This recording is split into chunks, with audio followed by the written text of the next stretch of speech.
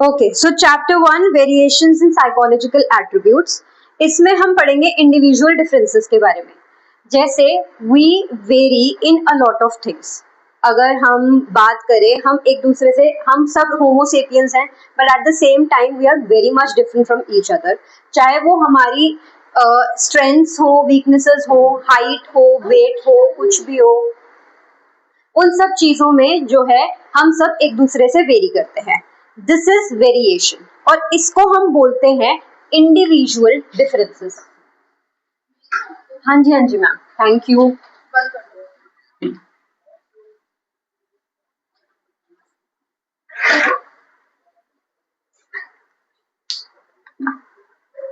Individual differences. अब अगर individual differences को हमें डिफाइन करना हो तो it refers to distinctiveness and variations among people's characteristics and behavioural patterns.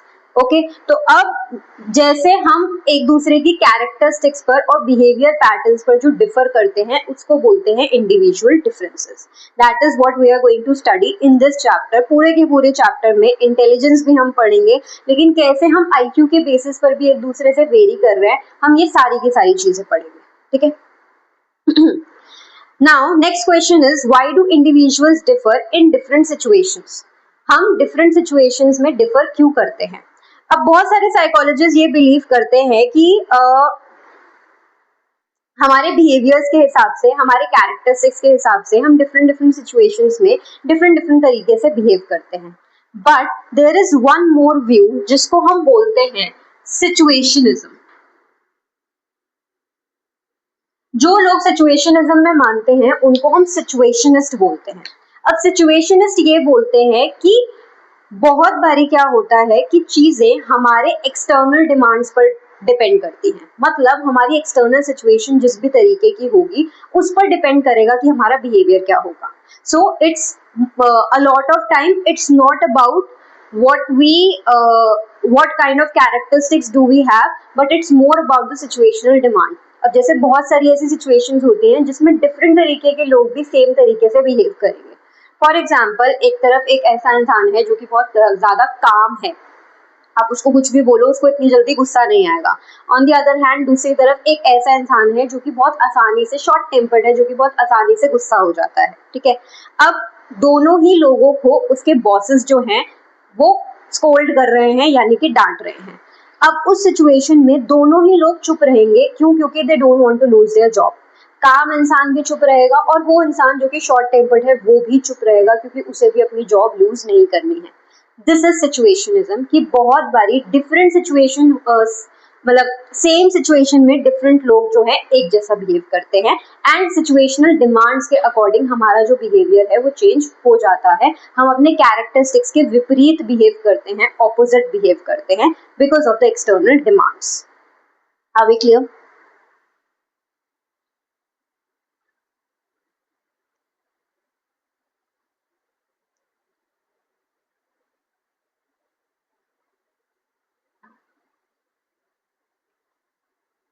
Okay, next is assessment of psychological attributes.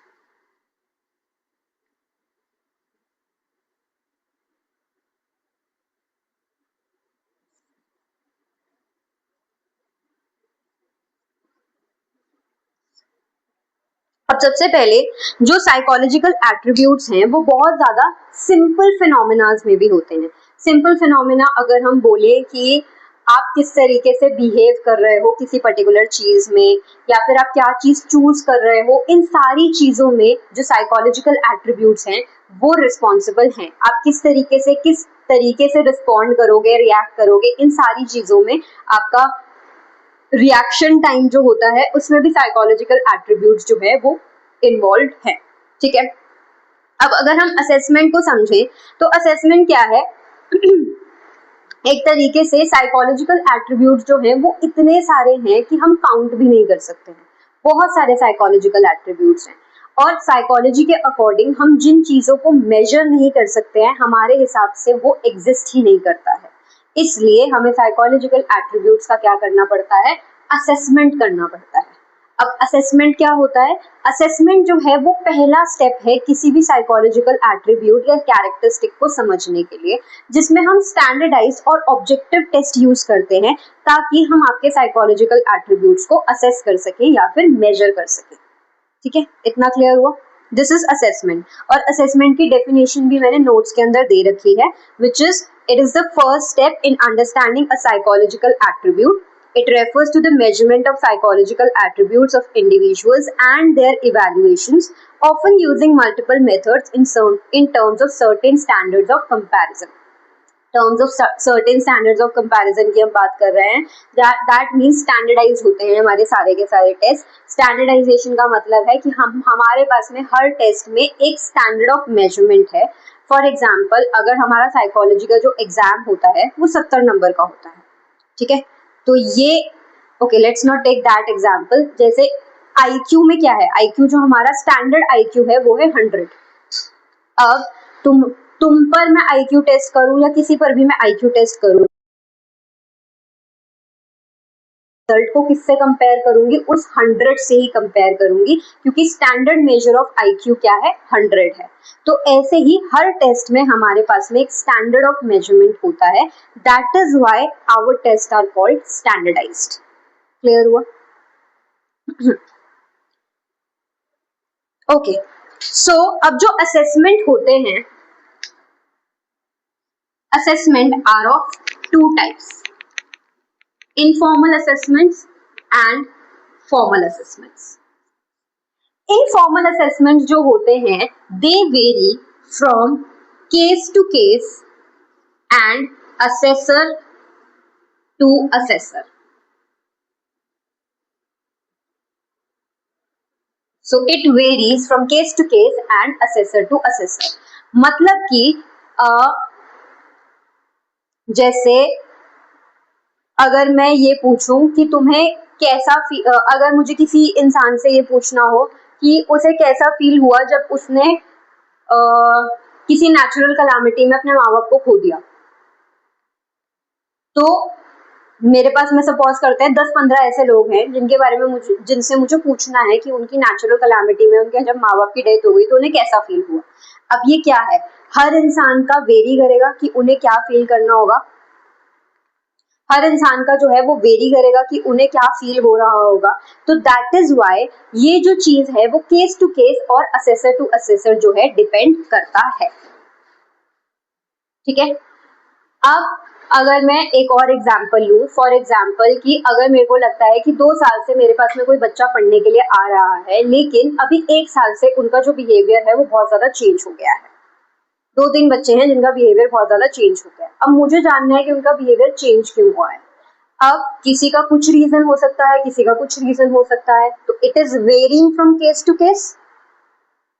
Reason जो है वो वेरी कर रहा है ना. एक बच्चे का रीजन ये हो सकता है कि मे बी मुझे घर पे उतना सपोर्ट नहीं मिल रहा है. दूसरे बच्चे का रीजन ये हो सकता है कि मैम मेरा पढ़ने का मन ही नहीं करता है. तीसरे बच्चे का कुछ और रीजन हो सकता है. तो it is varying from case to case. While on the other hand it also varies from assessor to assessor, क्योंकि मैं जब उन तीनों की बात सुनूंगी तो मैं उनको इंटरप्रेट अपने तरीके से करूंगी. कोई और असेसर आएगा या कोई और साइकोलॉजिस्ट आएगा तो वो अपने तरीके से उनको असेस करेगा. मे बी उसको कुछ और दिखेगा, मुझे कुछ और दिखेगा. So that is why all the informal assessments vary from one person, from case to case and from assessor to assessor. On the other hand, अगर हम formal assessments की बात करें तो जो formal assessments होते हैं वो objective होते हैं, standardized होते हैं and organized होते हैं. ठीक है, धीरे धीरे इन टर्म्स को तोड़ते हैं क्योंकि मैं अज्यूम करती हूँ कि क्योंकि तुमने क्लास 11 मुझसे नहीं पढ़ी है, तो आई एम अज्यूमिंग कि शायद तुम्हें नहीं आता होगा, तो मैं अच्छे से एक्सप्लेन कर देती हूँ. ऑब्जेक्टिव की अगर हम बात करें, ऑब्जेक्टिव का मतलब है कि एक चीज का objectivity, if you remember from class 11 chapter 2, उसका मतलब है कि अगर सेम टेस्ट सेम तरीके से कोई और असेस कर रहा है तो जो आंसर आना चाहिए वो मोर और लेस सेम आना चाहिए. This is objectivity. So that is why all the formal assessments are objective. ठीक है, next if we talk about standardisation, standardisation का मतलब होता है कि हम नॉर्म्स निकालते हैं। मतलब हम हर टेस्ट को, अगर मैं अपना कोई टेस्ट बना रही हूँ तो उसके लिए एक नॉर्म्स निकालूंगी, सेट ऑफ नॉर्म्स निकालूंगी कि ये इंडिविजुअल पे ही होना चाहिए या ये ग्रुप पे ही होना चाहिए। बेसिकली रूल्स निकालूंगी मैं उसके रिगार्डिंग, वो रूल्स आपको फॉलो करने हैं। अगर हम हर टेस्ट में सेम रूल्स फॉलो करेंगे तो आंसर सेम आएगा या नहीं आएगा? आएगा ना। तो दैट इज वाई हम रूल्स बनाते हैं स्टैंडर्डाइजेशन में। और स्टैंडर्डाइजेशन का पहले भी एक्सप्लेन कर चुकी हूँ कि हम एक स्टैंडर्ड ऑफ कंपैरिजन निकालते हैं कि जैसे हमें पता चल गया कि हमने सपोज कुछ लाखों लोगों पर हमने आईक्यू टेस्ट करे और हमें ये चीज समझ में आई कि ज्यादातर जो लोग हैं उनका आईक्यू 100 आता है, तो वो हमारा स्टैंडर्ड ऑफ कंपैरिजन हो गया। तो ये नॉर्म्स जितने भी रूल्स हैं और स्टैंडर्ड ऑफ कंपैरिजन बनाना, वो आ जाता है स्टैंडर्डाइजेशन में।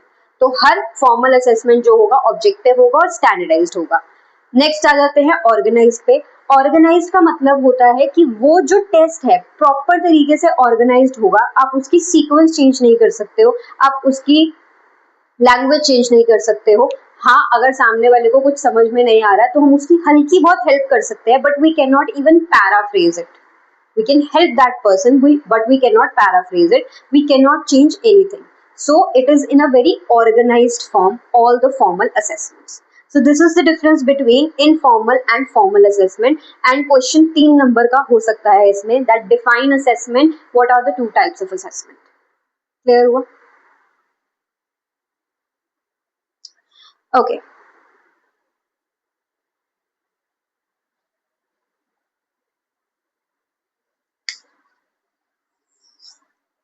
आगे चलते हैं। some domains of psychological assessment.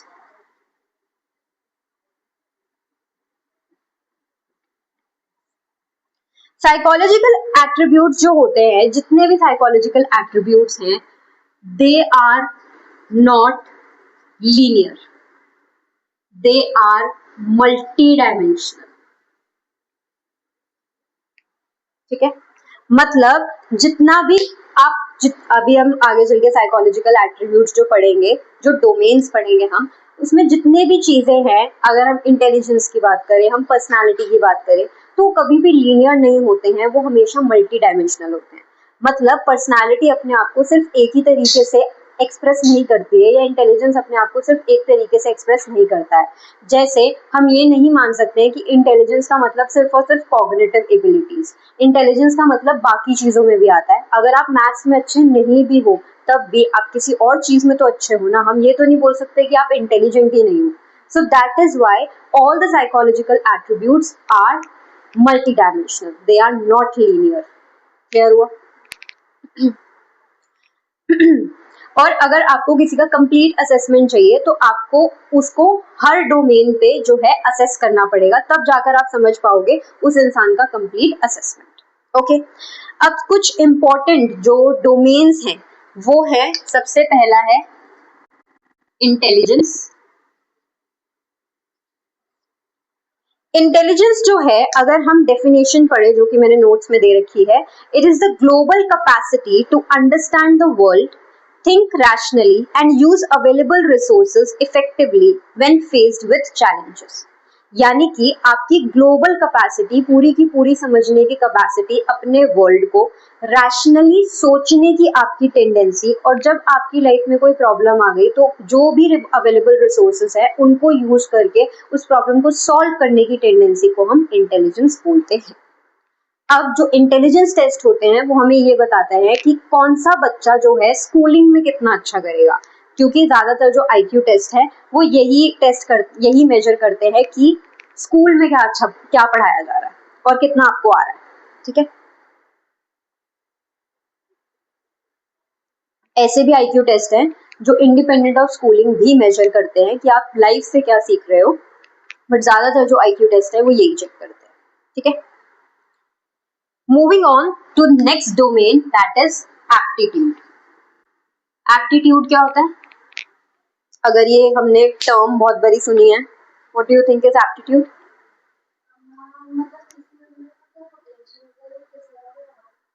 Exactly तो आपका अंडरलाइन पोटेंशियल किसी भी एक पर्टिकुलर एरिया में, तो अगर मैं आपको उसमें स्किल कर दूं तो आप उसमें बेटर कर पाओगे, आप उसमें करियर बना सकते हो, दैट इज योर एप्टीट्यूड।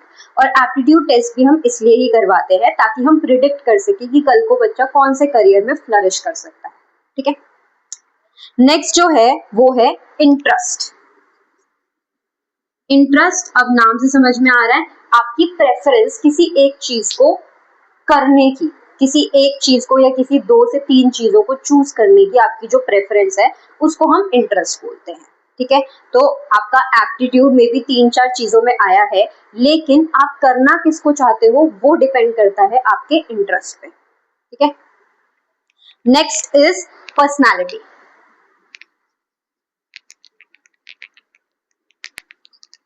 अब पर्सनालिटी क्या होती है, आपकी एंड्योरिंग कैरेक्टरिस्टिक्स। तो अगर आप कंसिस्टेंटली जब एक तरीके से बिहेव करते हो वो आपकी पर्सनालिटी है। आपके कैरेक्टरिस्टिक्स जो हमें ये बता रहे हैं, आपके एंड्योरिंग कैरेक्टरिस्टिक्स, आपके कंसिस्टेंट कैरेक्टरिस्टिक्स कि आप एक पर्टिकुलर जगह पर एक पर्टिकुलर सिचुएशन में ऐसे ही बिहेव करोगे, दैट इज योर पर्सनालिटी और that is what makes you unique. And हम पर्सनालिटी टेस्ट इसलिए करते हैं ताकि हम प्रिडिक्ट कर सके कि कल को किसी भी सिचुएशन में या ऐसी सिचुएशन में ये पर्टिकुलर इंसान किस तरीके से बिहेव करेगा। ठीक है, moving on to next thing is values. अब वैल्यूज जो होती हैं वो है आपका आइडियल मोड ऑफ बिहेवियर, मतलब आपका बिलीफ कि इस तरीके से हमें बिहेव करना चाहिए। और जिस इंसान की वैल्यूज होती है वो सामने वाले को भी बहुत ज्यादा जज करता है कि इसका जो बिहेवियर होना चाहिए था वो इस तरीके से होना चाहिए था या इसका बिहेवियर ऐसा नहीं होना चाहिए था। तो वैल्यू जो असेसमेंट है वो हमें ये बताता है कि सामने वाले की वैल्यूज क्या हैं, वो पॉलिटिकल है या ए पॉलिटिकल है, रिलीजियस है या स्पिरिचुअल है, इन सारी चीजों से हमें वैल्यू, इसलिए हम वैल्यू असेसमेंट करते हैं। ठीक है, तो सिंपल था अभी तक। अब आ जाते हैं असेसमेंट मेथड पर।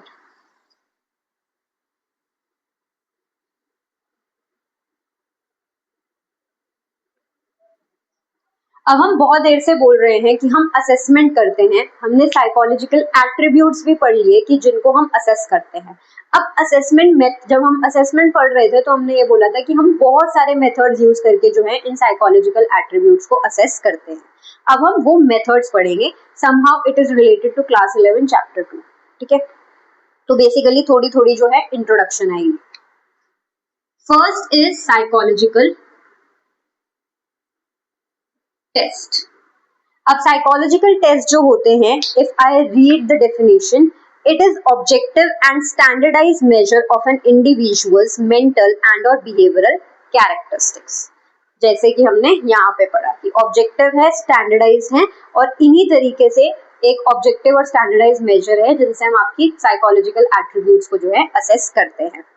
अब जो ऑब्जेक्टिव टेस्ट है वो हमने इसलिए बनाए, मतलब हमने सारे के सारे साइकोलॉजिकल एट्रीब्यूट्स और उनकी की सारी डायमेंशंस को मेजर करने के लिए हमने साइकोलॉजिकल टेस्ट बनाए हैं। सो बहुत सारे पर्पसेस के लिए ये साइकोलॉजिकल टेस्ट जो है यूज होते हैं, डायग्नोसिस के लिए यूज होते हैं, प्लेसमेंट के लिए यूज होते हैं, मतलब बहुत सारी जगहों पर ये चीजें यूज होती हैं। आजकल तो अगर आप किसी एमएनसी में जॉब के लिए भी जा रहे हो तो वहां पर भी साइकोलॉजिकल टेस्ट यूज होते हैं, कि जिससे हमें पता चल सके कि, क्योंकि आप टेस्ट से झूठ नहीं बोल सकते, आप हमें झूठ बोल सकते हो लेकिन आप साइकोलॉजिकल टेस्ट में झूठ नहीं बोल सकते। इसलिए बहुत सारी एमएनसीज लिटरली हायर करती हैं कि आप हर पोजीशन के अकॉर्डिंग जो है एक साइकोलॉजिकल टेस्ट बनाओ, जिससे हमें पता चल सके कि सामने वाला उस पोजीशन के लिए ठीक है या नहीं। ठीक है, next is interview. Next method is interview.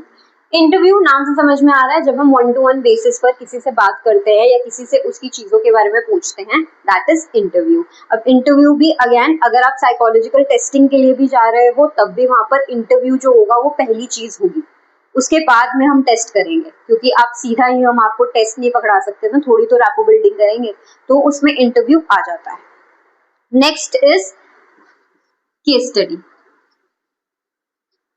Case study जो है वो है in depth study of a person और अ फिनोमिना। जब आप डेप्थ में किसी चीज के बारे में पढ़ते हो, किसी इंसान के बारे में पढ़ते हो, that is a case study and it is another psychological method. तो हमें कोई भी फिनोमिना अगर डेप्थ में पढ़ना है, हम केस स्टडी चूज करते हैं। किसी भी इंडिविजुअल को अगर हमें डेप्थ में पढ़ना है तो हम केस स्टडी चूज करते हैं। अब केस स्टडी अपने आप में तो एक साइकोलॉजिकल मेथड है ही, ये बाकी मेथड्स को भी यूज करता है। जैसे केस स्टडी में इंटरव्यू यूज होगा। आप मुझे अपने बारे में ऐसे ही तो नहीं बताओगे, मुझे आपसे क्वेश्चंस करने पड़ेंगे तभी तो आप बताओगे। तो इंटरव्यू केस स्टडी में यूज होता है। उसके बाद में अगर मुझे लग रहा है कि अब तुम मेरे सामने बैठे हो, मतलब यहाँ तो हम टेस्ट की बात कर रहे हैं, मगर अपनी भी बात करूं,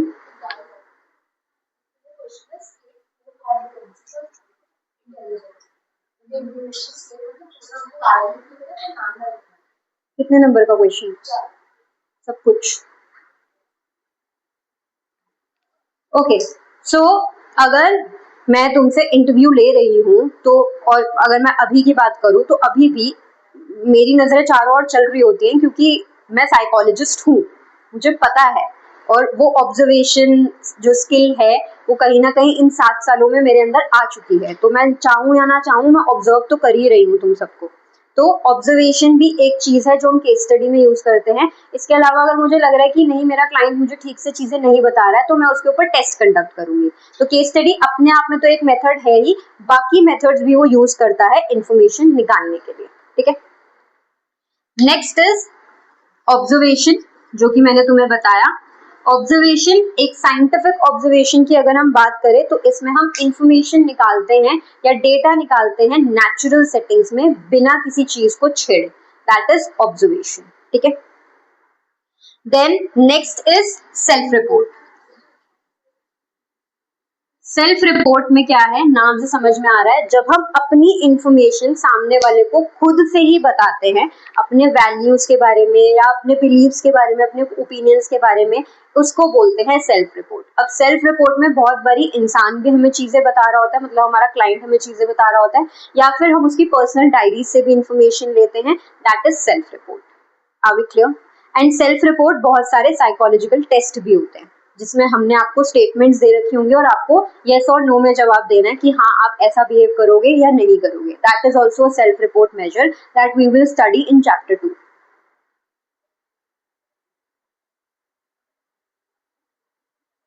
अभी तक इतना क्लियर है?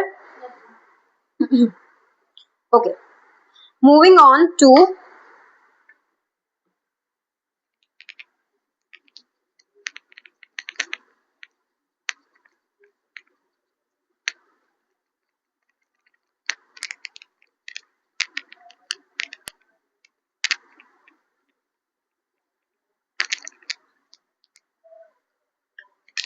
we are going to begin with intelligence.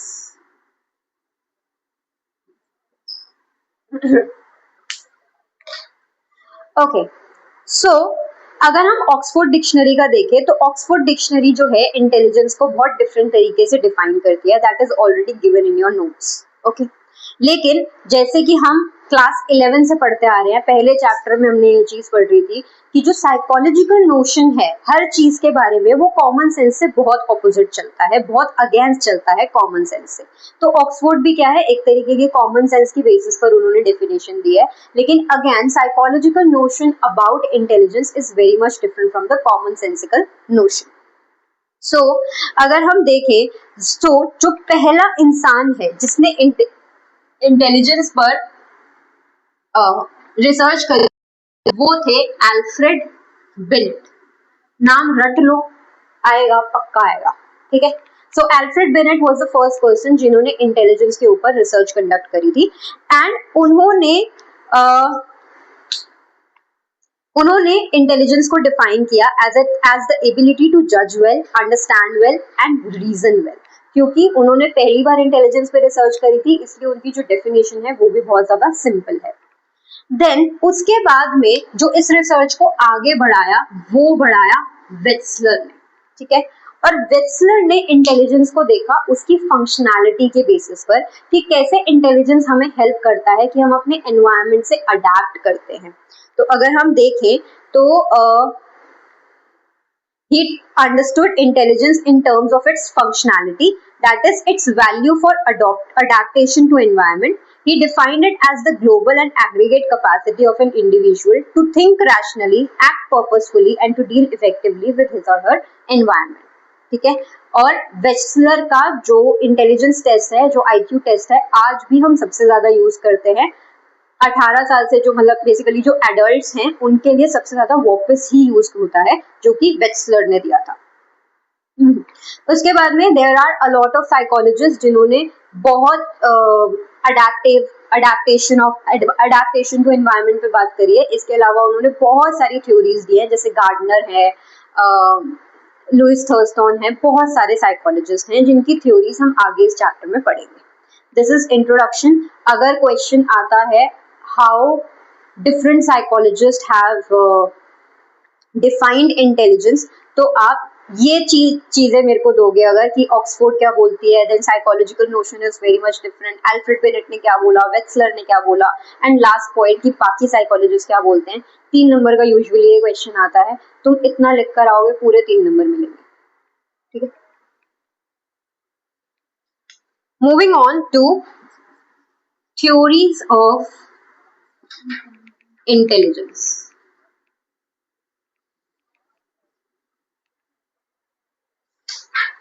अब जो थ्योरीज हैं इंटेलिजेंस की वो ब्रॉडली क्लासिफाइड है into psychometric approach and information processing approach. अब इसको डिफाइन कैसे करना है वो तुम्हारे नोट्स में ऑलरेडी गिवन है. I am going to make it simpler for you, क्योंकि सबसे ज्यादा बच्चों को इसी में प्रॉब्लम आती है that what is the difference between psychometric approach and information processing approach. Psychometric approach जो है वो ये देखती है कि जो इंटेलिजेंस है वो एक सेट ऑफ एबिलिटीज है, एग्रीगेट सेट ऑफ एबिलिटीज है. मतलब साइकोमेट्रिक अप्रोच के अकॉर्डिंग अगर आपके पास में ये सेट ऑफ एबिलिटीज हैं तो आप इंटेलिजेंट हो, वरना आप इंटेलिजेंट नहीं हो. ऑन द अदर हैंड जो इंफॉर्मेशन प्रोसेसिंग अप्रोच है वो ये मानती है, वो ये नहीं देखती है कि क्या एबिलिटीज है, वो ये देखती है कि एक इंटेलिजेंट इंसान किस तरीके से सोचता है, एक इंटेलिजेंट इंसान किस तरीके से प्रॉब्लम्स को सॉल्व करता है. This is the main difference between psychometric approach and information processing approach. अब हम सारी की सारी थ्योरीज पढ़ेंगे अंडर साइकोमेट्रिक अप्रोच, फिर इंफॉर्मेशन प्रोसेसिंग अप्रोच. तो तुम अगर ध्यान लगाकर देखोगे तो उनकी थ्योरीज में भी आपको यही कंसिस्टेंसी दिखेगी. साइकोमेट्रिक अप्रोच की सारी थ्योरीज ये बोल रही है कि ये एबिलिटीज होनी चाहिए, ये एबिलिटीज होनी चाहिए. On the other hand information processing approach की 3 थ्योरीज हैं और वो तीनों यही बताती है कि एक इंटेलिजेंट इंसान सोचता कैसे है. क्लियर है? ठीक है. एंड इस पे भी कॉमन क्वेश्चन है ये, difference between information difference between psychometric approach and information processing approach. 2 number का क्वेश्चन आता ही आता है.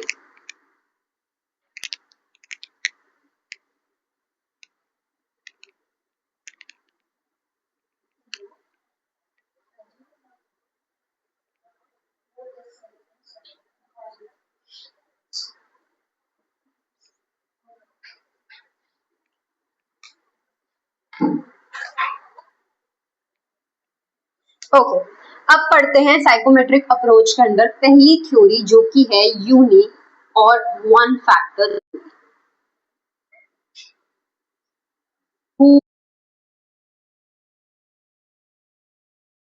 Alfred beneath. तो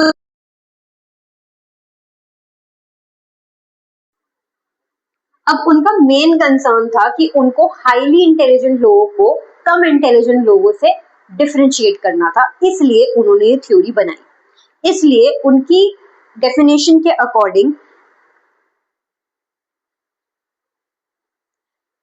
conceptualize intelligence as consisting of one similar set of abilities which can be used for solving any or every problem in an individual's environment.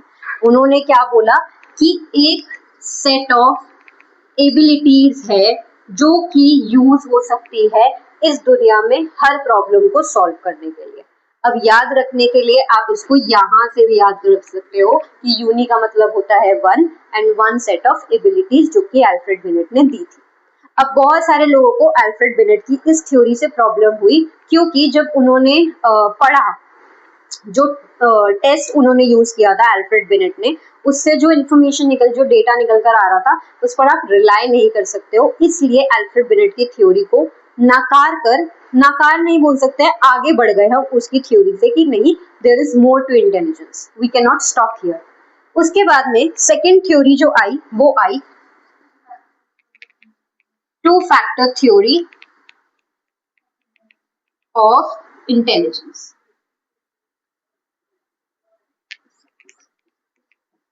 जो कि दी थी Charles Spearman ने। अब थ्योरी लिखते हुए please do not forget to mention किस psychologist ने वो थ्योरी दी थी या किस रिसर्चर ने वो थ्योरी दी थी। आप नाम नहीं लिखोगे, आपका आंसर प्रेजेंटेबल नहीं है, और प्लस वहां पे आधा नंबर तो कट ही जाएंगे, मतलब आधा नंबर या एक नंबर तो मैम काट ही लेंगे इस चीज का, ठीक है। सो टू फैक्टर थ्योरी जो कि आया 1927 में, और स्पीयरमैन ने फैक्टर एनालिसिस नाम का एक स्टैटिस्टिकल मेथड यूज किया, जिसके बारे में आपको ज्यादा जानने की जरूरत नहीं है। अगर आप साइकोलॉजी परस्यू करोगे तो स्टैट्स में पढ़ोगे, अभी सिर्फ आपको इतना जानना है कि फैक्टर एनालिसिस उन्होंने यूज किया था, ठीक है। एंड उनके अकॉर्डिंग जो इंटेलिजेंस है उसके अंदर दो फैक्टर्स हैं, ठीक है। एक है जी फैक्टर, ठीक है। जो जी फैक्टर होता है दैट इज जनरल, या फिर हम बोले common to all. On the other hand जो एस फैक्टर होता है वो होता है स्पेशल या फिर स्पेसिफिक फैक्टर, जो कि हर इंसान में डिफरेंट हो सकता है और उसका एक स्पेशल फैक्टर हो सकता है। अब इस चीज को समझाने के लिए मैंने तरीका अलग यूज कर रखा है, मैंने नोट्स में भी दे रखी है वो चीज, it's not there in your NCERT.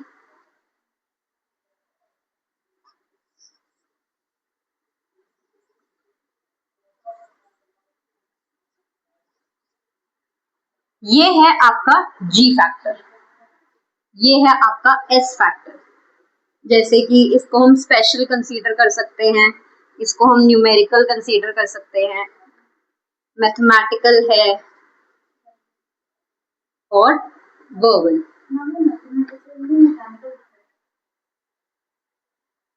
कहाँ पे? वो एक ही बात है, मैं मैकेनिकल कर देती हूँ उसको, कोई दिक्कत नहीं है।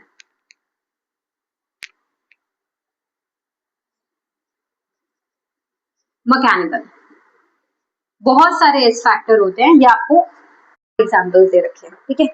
अब तुम अगर इस फिगर में नोटिस करो, अगर तुम्हें बोर्ड पे अच्छे से समझ में नहीं आ रही है तो नोट्स में दे सकते हो, क्योंकि वो थोड़ी सी प्रेजेंटेबल है।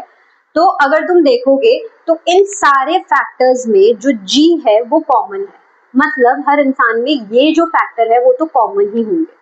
उसके अलावा हर इंसान में स्पेशल फैक्टर हो सकता है, किसी में वर्बल है, किसी में स्पेशल है, किसी में न्यूमेरिकल है, किसी में मैकेनिकल है। फॉर एग्जाम्पल अगर मैं रियल लाइफ से एग्जाम्पल लूँ, अगर महेंद्र सिंह धोनी को सब जानते हैं, MS धोनी पता है ना, ही इज अ क्रिकेटर। सो ठीक है, farmer cricketer, he has retired now but still a cricketer.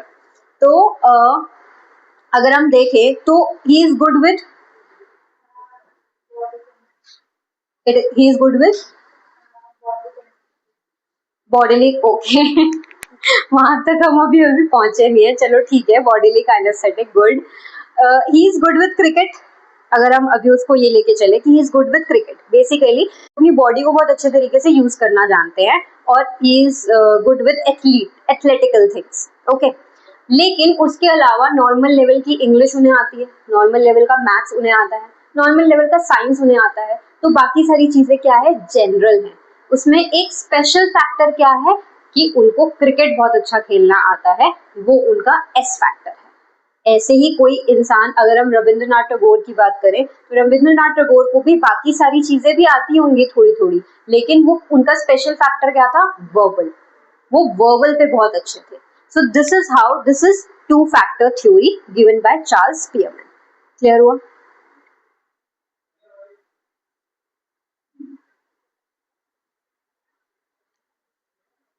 Okay. Rest we are going to continue in the next class.